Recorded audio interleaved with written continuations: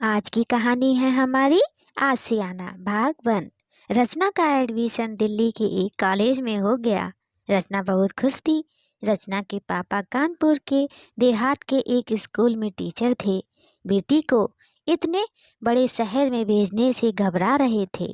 तब रचना ने कहा, पापा आप चिंता ना करें, मैं सब संभाल लूंगी और ऐसा मौका बार बार नहीं मिलता।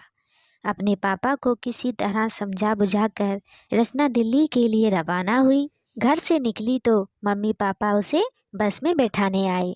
रचना के पापा दीनानाथ जी चाहते थे वे उसे दिल्ली तक पहुंचा कर आए, लेकिन रचना ने मना कर दिया।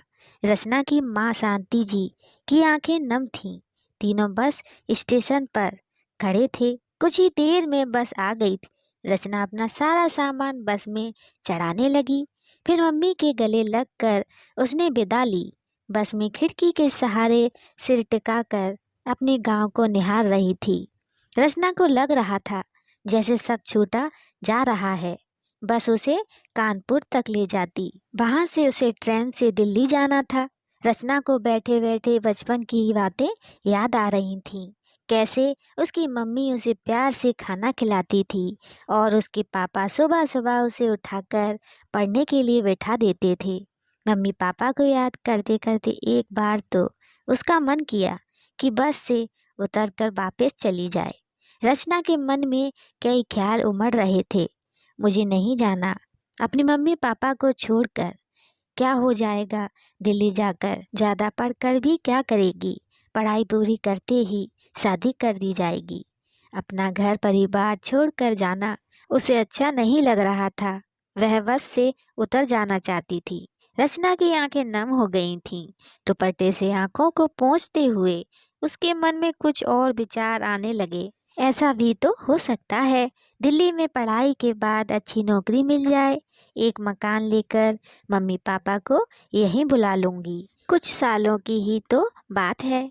इन्हीं ख्यालों में डूबती उतरती रचना की तंद्रा तब टूटी जब कंडक्टर ने आवाज़ लगाई, कानपुर स्टेशन आने वाला है, सभी सवारियां अपना सामान लेकर गेट पर आ जाएं। इसके बाद बस सीधे बस स्टैंड पर रुकेगी। रचना ने जल्दी से अपना बैग और सूटकेस संभाला और बस के रुकते ही वह कानपुर स्टेशन पर उतर गई। बस से उतरकर उसे थोड़ा डर लग रहा था। अभी तक तो मम्मी पापा का साथ था, अपना गांव था। अब वह शहर की भीड़ भाड़ के बीच अकेली खड़ी थी। प्लेटफॉर्म पर पहुंची तो ट्रेन खड़ी थी। रचना जल्दी से ट्रेन में चढ़ गई। अपनी सीट पर पहुंचकर उसने सामान सेट किया और बैठ गई। ट्रेन यहीं से शुरू होती है, इसलिए टाइम पर ट्रेन ने सरकना शुरू किया। 12 घंटे के बाद ट्रेन नई दिल्ली रेलवे स्टेशन पर पहुंची। रचना बाहर आई तो टैक्सी और ऑटो वाले उसके पीछे लग गए। रचना ने एक ऑटो को ठहरा लिया कॉलेज जाने के लिए। वह कॉलेज पहुंची। वहां उसे हॉस्टल में कमरा मिल गया। कमरे में जाकर रचना ने सामान रखा और छोटे से बेड पर बैठकर आराम करने लगी। तभी उसे याद आया कि मम्मी पापा ने खबर देने के लिए कहा था। मम्मी को फ़ोन मिलाकर पहुंचने की जानकारी दे दी। रचना की रूम पार्टनर प्रिया थी, जो कि उसकी सीनियर भी थी। बहुत ही सुलझी हुई लड़की थी। जल्द ही दोनों में दोस्ती हो गई। रचना ने कॉलेज जाना शुरू कर दिया। कॉलेज में उसने देखा कि वहाँ स्टूडेंट पढ़ने कम और मौज मस्ती करने ज़्यादा आते थे। रचना अपने खाली समय में लाइब्रेरी में बैठकर पढ़ती रहती थी। एक दिन वह पढ़ रही थी, तभी प्रिया को अपनी ओर आते देख कर वह मुस्कुराने लगी। अरे प्रिया तुम, और लाइब्रेरी में तुम तो कभी यहाँ नहीं आती। प्रिया ने फटाफट रचना की किताब बंद कर दी। आज सब घूमने जा रहे हैं, तू भी चल। रचना ने पीछा छुड़ाते हुए कहा, प्रिया मुझे यह सब पसंद नहीं, अभी बहुत पढ़ाई करनी है, तुम सब जाओ। लेकिन प्रिया नहीं मानी और उसे जबरदस्ती अपने साथ ले गई। पूरा ग्रुप दिल्ली से कुछ दूर एक हिल स्टेशन पर पहुंच गया। सभी अपने पार्टनर के साथ घूम रहे थे। रचना एक पेड़ के नीचे बैठकर आसपास के नज़ारों को देख रही थी। तभी उसी की क्लास में पढ़ने वाला सचिन उसके पास आया। अरे रचना, तुम यहाँ अकेले बैठे हो, प्रिया कहाँ है? रचना अचानक चौंक जाती है, क्योंकि इससे पहले उसने कभी सचिन से बात नहीं की थी। वह यही होगी, अभी आ जाएगी। यह सुनकर सचिन हंसने लगा। यहाँ सब अपने पार्टनर के साथ घूम रहे हैं, वो तो अब वापसी में ही मिलेगी। यह सुनकर रचना भी हंसने लगी। तुम्हारी कोई पार्टनर नहीं है? सचिन ने कहा। नहीं, अभी तो नहीं है। दोनों एक साथ बैठकर बातें करने लगते हैं। रचना को सचिन के साथ बात करके अच्छा लग रहा था। कुछ देर बाद सचिन ने कहा, वहाँ सामने कॉफ़ी हाउस है, क्या तुम मेरे साथ कॉफ़ी पीने चलोगी? रचना सचिन के साथ चल देती है। कॉफ़ी पीते पीते सचिन अपने बारे में रचना को बताता है कि वह एक बहुत बड़े बिजनेसमैन का बेटा है और पढ़ाई पूरी करने के बाद वह अपने पापा का बिजनेस ही संभालने वाला था। सचिन और रचना दोनों में दोस्ती हो जाती है। दोनों एक साथ कॉलेज आते, एक साथ लंच करते, एक साथ वापस जाते थे। रचना का मन धीरे धीरे पढ़ाई से ऊब गया था। उसे सचिन के साथ रहना अच्छा लगता था। एक दिन प्रिया ने रचना को समझाया, रचना, तू जिस काम के लिए आई है उस पर ध्यान दे, पढ़ाई बहुत ज़रूरी है। मुझे लगता है तू सचिन से प्यार करने लगी है, लेकिन बहुत सोच समझ कर कदम उठाना। उसके पापा करोड़पति हैं, क्या वे तुझे स्वीकार करेंगे? रचना हंसते हुए बोली, अरे तू कहाँ पहुँच गई, हम दोनों अच्छे दोस्त हैं बस। प्रिया बोली, बेटा, मैंने तुझसे ज़्यादा दुनिया देखी है। जब तेरा मन पढ़ाई में नहीं लग रहा तो तुझे प्यार हो गया है। अगर मेरी बात पर विश्वास नहीं है तो एक हफ्ते तक सचिन से मत मिल। रचना उसकी बात टालने के लिए बोल देती है, हाँ हाँ, इसमें कौन सी बड़ी बात है। रचना ने बोल तो दिया, लेकिन वह रात भर सो नहीं पाई। वह सचिन से दूर नहीं रह सकती थी। सुबह होते ही वह प्रिया से बोली, हाँ तू ठीक कह रही थी, मुझे लगता है सचिन से प्यार हो गया है, लेकिन अब क्या करूं? प्रिया बोली, बस कुछ नहीं, इंतजार कर और देख, उसे भी तुझसे प्यार हुआ है। क्या वो अपने प्यार का इंतजार करता है या सिर्फ टाइम पास कर रहा है? इस बात को एक हफ्ता बीत जाता है। रचना और सचिन पहले की तरह मिलते रहते हैं। एक दिन रचना उदास बैठी थी, तभी सचिन ने उससे आकर कहा, रचना, मैं तुमसे प्यार करता हूँ और अपनी पूरी जिंदगी तुम्हारे साथ गुजारना चाहता हूँ। मैं जानता हूँ हम दोनों में बहुत फर्क है, लेकिन चिंता मत करना, मैं तुम्हारे लिए पूरी दुनिया से लड़ जाऊंगा। रचना तो यही सुनने को कब से बेताब थी। सचिन की बातें सुनकर उसकी आंखों से आंसू टपकने लगे। सचिन ने यह देखा, वह घबरा गया। रचना, मुझे माफ़ कर दो, मेरा मन तुम्हारा दिल दुखाने का नहीं था। अगर तुम्हें मैं पसंद नहीं हूँ तो हम केवल अच्छे दोस्त बनकर रह सकते हैं। रचना बोली, बेवकूफ़, मैं तो कब से इंतज़ार कर रही थी कि तुम अपने प्यार का इजहार करो। ये तो खुशी के आंसू हैं, लेकिन क्या तुम्हारे घर वाले मानेंगे? मेरा मतलब है, पैसे की दीवार हम दोनों के बीच खड़ी है। सचिन बोला, वह सब मैंने पहले ही सोच लिया है। अगर मेरे पापा नहीं माने तो मैं अपना घर छोड़ दूंगा।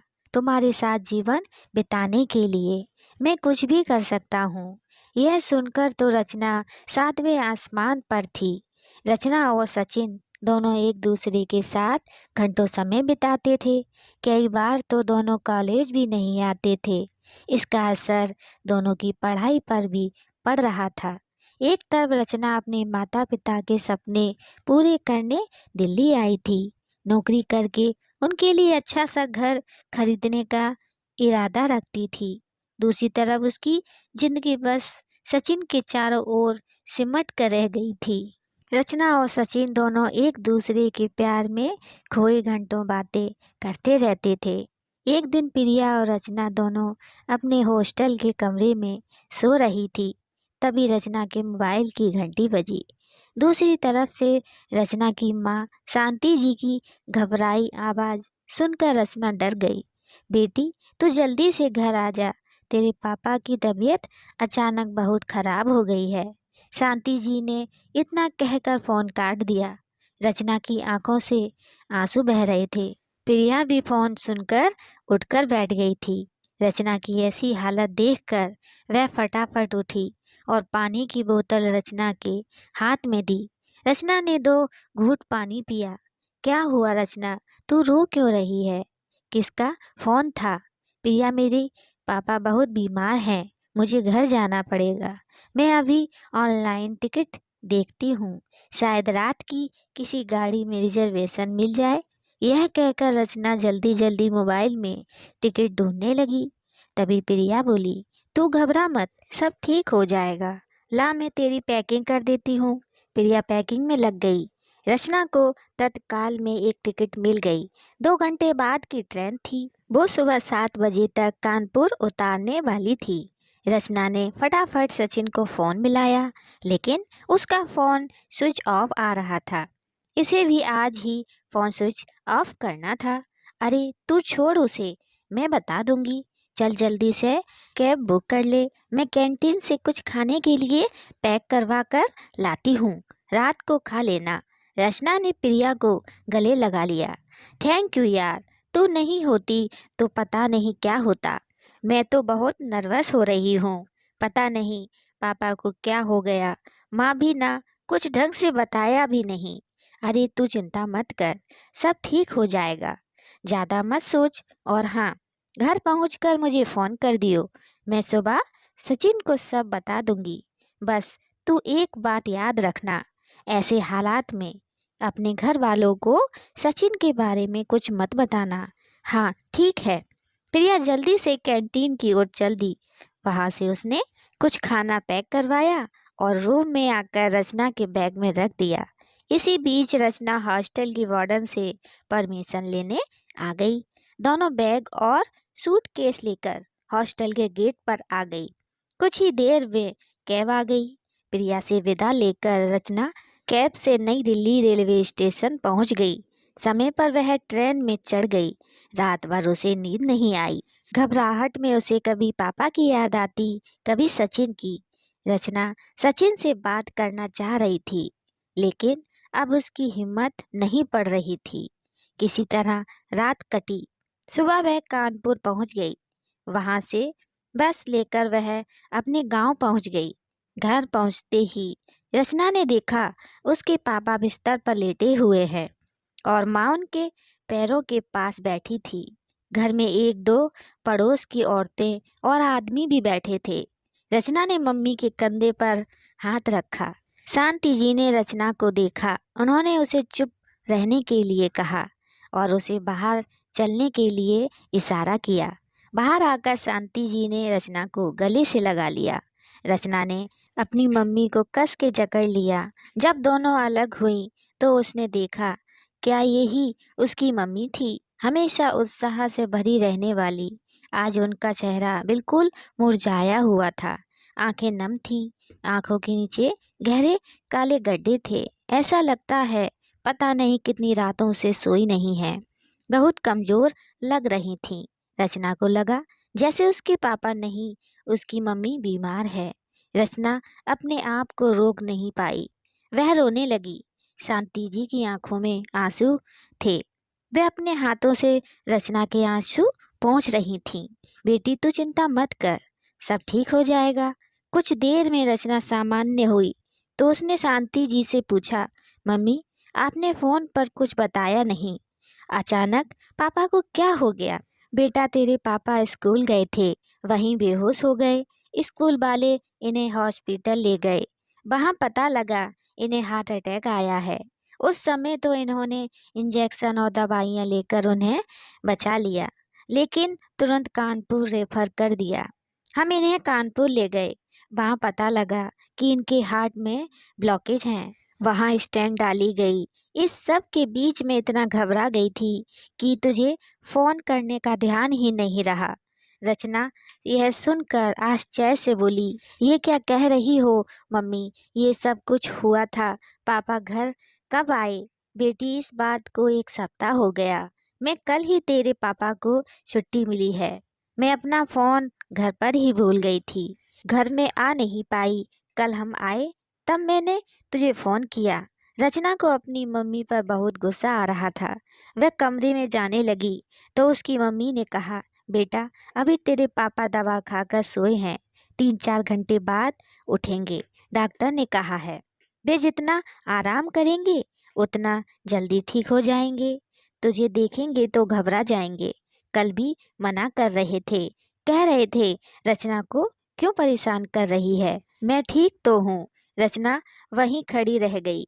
अभी उसे मम्मी पर गुस्सा आ रहा था, लेकिन फिर उसने सोचा कि मम्मी ये सब अकेले झेला है। कितनी हिम्मत दिखाई मम्मी ने, यह सोचकर वह शांति से लिपट गई। बेटा चिंता मत कर, सफर से आई है तू, हाथ पैर धो ले, मैं चाय बना कर लाती हूँ, फिर तू आराम से सो जा। जब तक तू उठेगी तेरे पापा भी जग जाएंगे। रचना वहीं पास में पड़ी एक कुर्सी पर बैठ गई। कमरे में बैठे लोग अपने घर चले गए।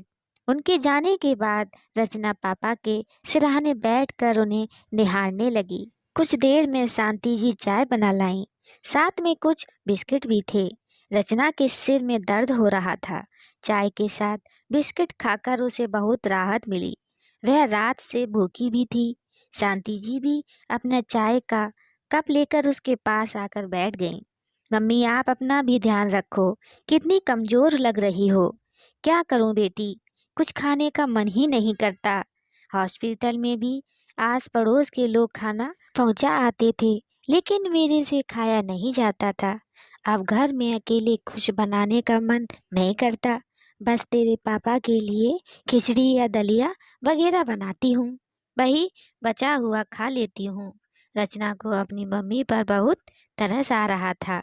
अब तुम चिंता मत करो, मैं आ गई हूँ, खाना मैं बना लूँगी।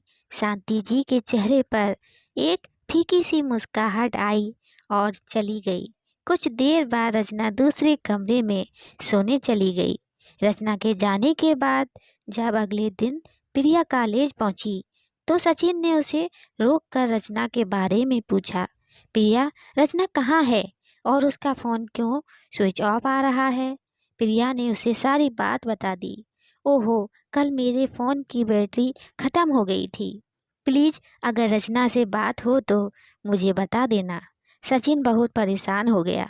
शाम को उसने रचना को फिर से फ़ोन मिलाया। रचना कैसी हो तुम और तुम्हारे पापा कैसे हैं? मुझे तो बहुत चिंता हो रही थी। तुम्हारा फ़ोन भी स्विच ऑफ था। मैं वहाँ आ जाऊँ क्या? एक ही सांस में सचिन ने सारे सवाल पूछ डाले। सचिन मैं बिल्कुल ठीक हूँ, तुम चिंता मत करो। पापा को हार्ट अटैक आया था, अब ठीक हैं। और तुम यहाँ मत आना, यह गांव देहात है, मैं किसी को तुम्हारे बारे में क्या बताऊंगी। लेकिन रचना तुम वापस कब आओगी? मुझे तुम्हारी बहुत चिंता हो रही है। सचिन अभी तो मैं नहीं आ सकती क्योंकि मम्मी पापा की देखभाल कर रही हैं। ऐसे में उनकी हालत भी ठीक नहीं है, ना ढंग से खाती हैं ना पीती हैं। मुझे पापा के साथ साथ उनका भी ख्याल रखना होगा। लेकिन तुम्हारी पढ़ाई क्या होगा? रचना को कुछ समझ नहीं आ रहा था। उसने कहा, सचिन अभी कुछ कह नहीं सकती, बाद में देखा जाएगा। यह कहकर रचना ने फ़ोन काट दिया क्योंकि उसकी मम्मी बुला रही थी। दीनानाथ जी जग चुके थे। रचना को देखकर वे बहुत खुश थे। शांति तुमने बेकार इसे परेशान किया, अब तो सब ठीक हो गया था। रचना अपने पापा के गले लग गई। पापा आपको इस हालत में देखकर मुझे कितनी तकलीफ हुई है। मम्मी को पहले ही मुझे खबर करनी चाहिए थी, सब कुछ अकेले ही संभालती रहीं। तभी शांति जी कमरे में आई। अच्छा, आते ही पापा से मम्मी की शिकायत शुरू कर दी। यह सुनकर दोनों हंस पड़े। उन्हें देखकर शांति जी भी हंस पड़ी।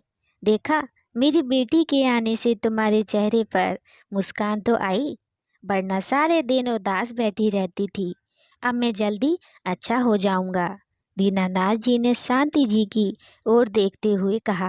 प्रिया हर दिन रचना को फोन करके उसका और उसके पापा का हालचाल पूछती थी। एक दिन प्रिया ने बताया कि सचिन कई दिन से कॉलेज नहीं आ रहा।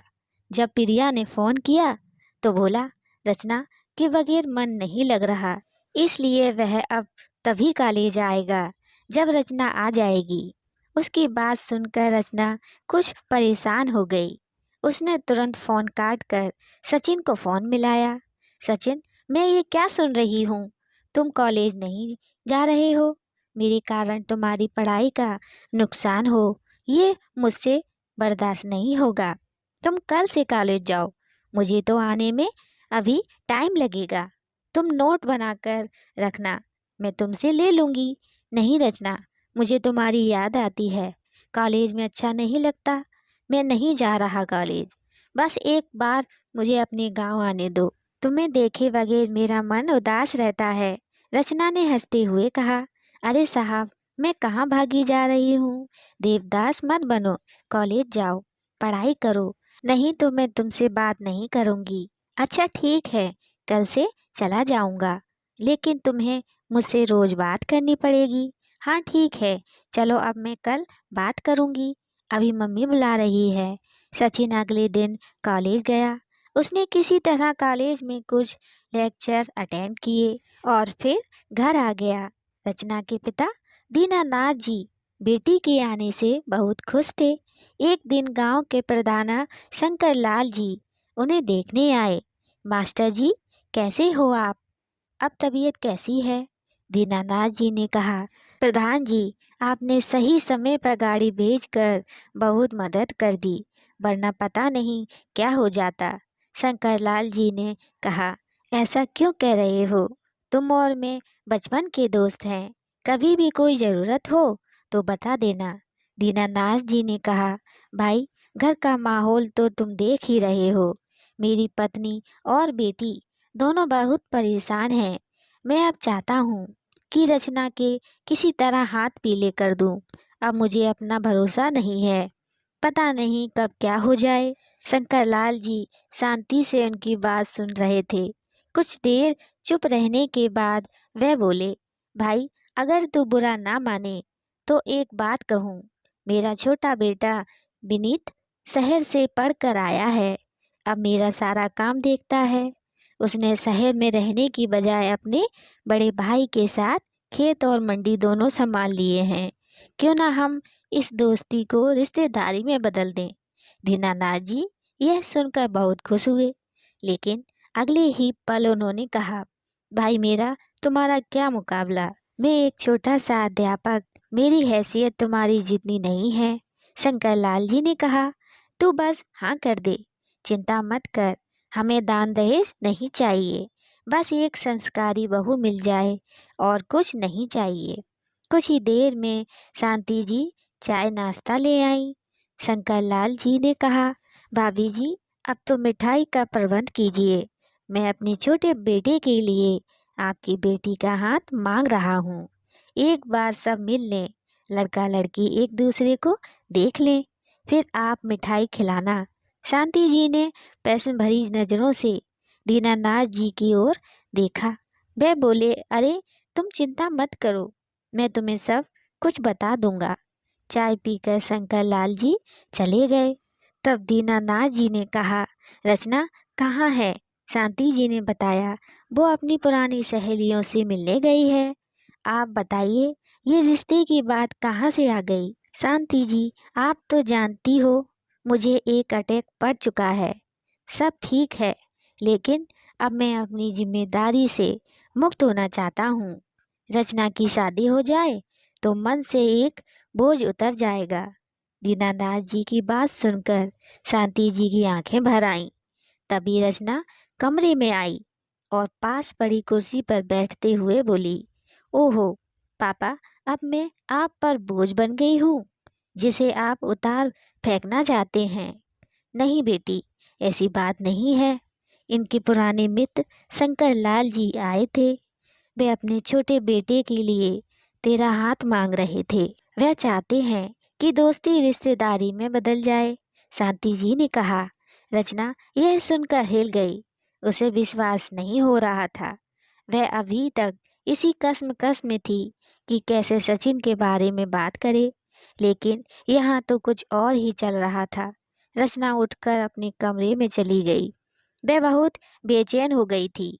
ना तो पापा को वह कुछ बता सकती थी, ना चुप रह सकती थी। शाम को सब खाना खाकर सोने की तैयारी कर रहे थे। रचना छत पर चली गई। उसने सचिन को फोन किया और सारी बात बता दी। सचिन ने रचना से कहा, रचना ये क्या कह रही हो? मैं आ रहा हूँ तुमसे मिलने, तुम्हारे मम्मी पापा से बात करने।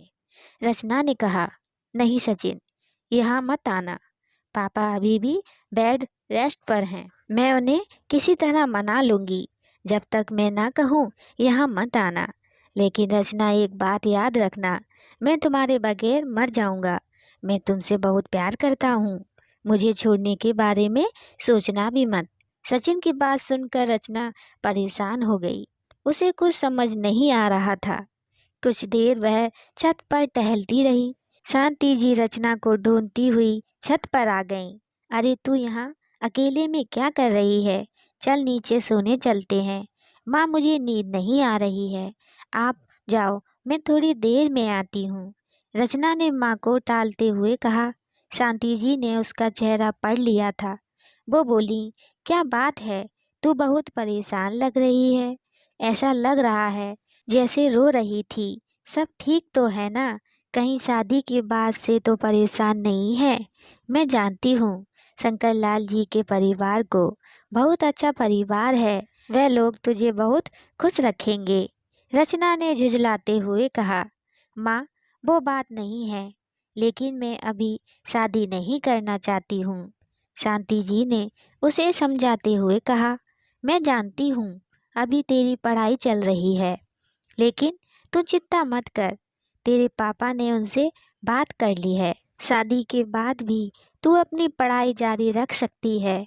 रचना ने अपनी माँ को छत पर पड़ी चारपाई पर बिठाया और बोली, माँ एक बात आपको बतानी थी। पापा से मत कहिएगा। कॉलेज में मुझे एक लड़के से प्यार हो गया। वह बहुत अच्छा है। मैं उसी से शादी करना चाहती हूँ। चटाक एक जोरदार चांटा पड़ा रचना के गाल पर। खामोश, तुझे इसीलिए शहर भेजा था कि तू पढ़ाई करने के बजाय इश्क लड़ाए। जानती नहीं, यहाँ गांव में ये सब नहीं चलता। हे भगवान, अब मैं तेरे पापा से क्या कहूँगी?